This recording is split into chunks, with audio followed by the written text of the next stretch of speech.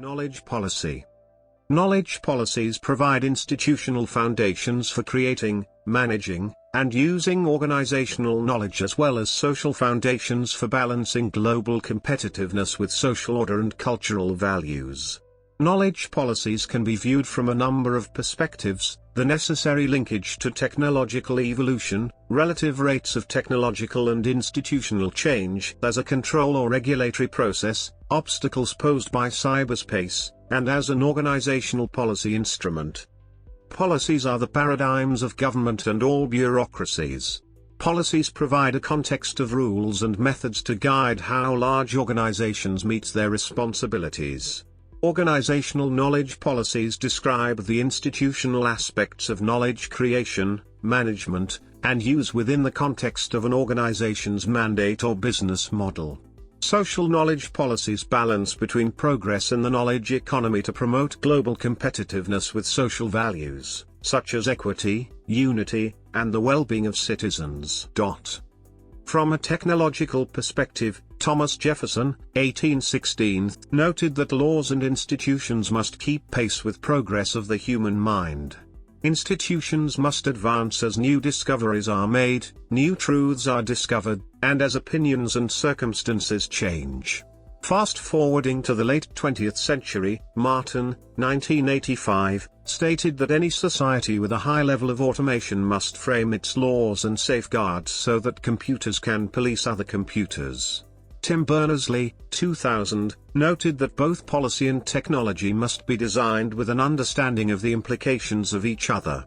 Finally, Sparr, 2001, points out that rules will emerge in cyberspace because even on the frontier, pioneers need property rights, standards, and rules of fair play to protect them from pirates. Government is the only entity that can enforce such rules, but they could be developed by others. From a rate of change point of view, McGee and Prusak, 1993, note that when an organization changes its culture, information policies are among the last thing to change.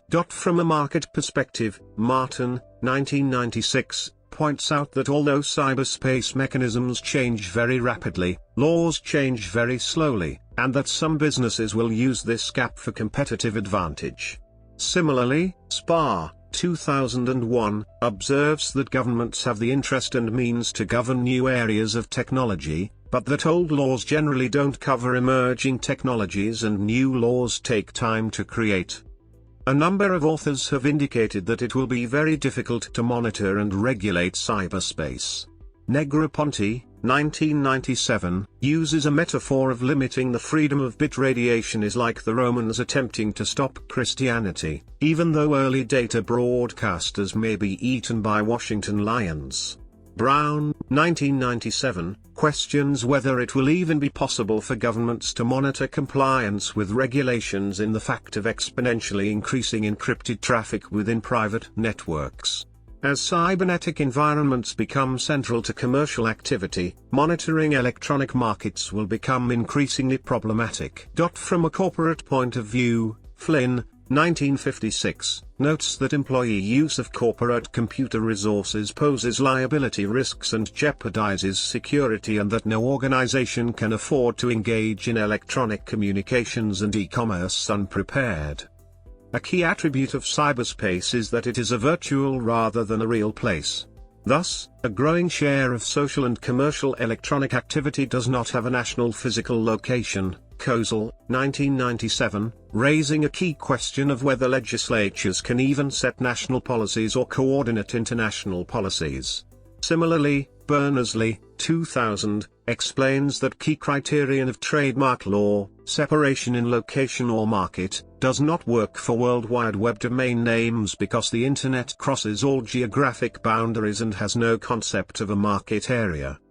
From an organizational perspective, Seymour, 2000, states that if traditional policies are applied directly, the Canadian Forest Service could become marginalized in a dynamic knowledge-based economy. Consequently, the SFES developed and implemented an access to knowledge policy that fosters the migration of the SFES towards providing free, open access to its knowledge assets, while recognizing the need for cost recovery and the need to impose restrictions on access in some cases. Seymour, 2005. The policy comprises a framework of objectives, guiding principles, staff responsibilities, and policy directives. The directives include ownership and use, roles, rights, and responsibilities, levels of access and accessibility, service to clients, and cost of access.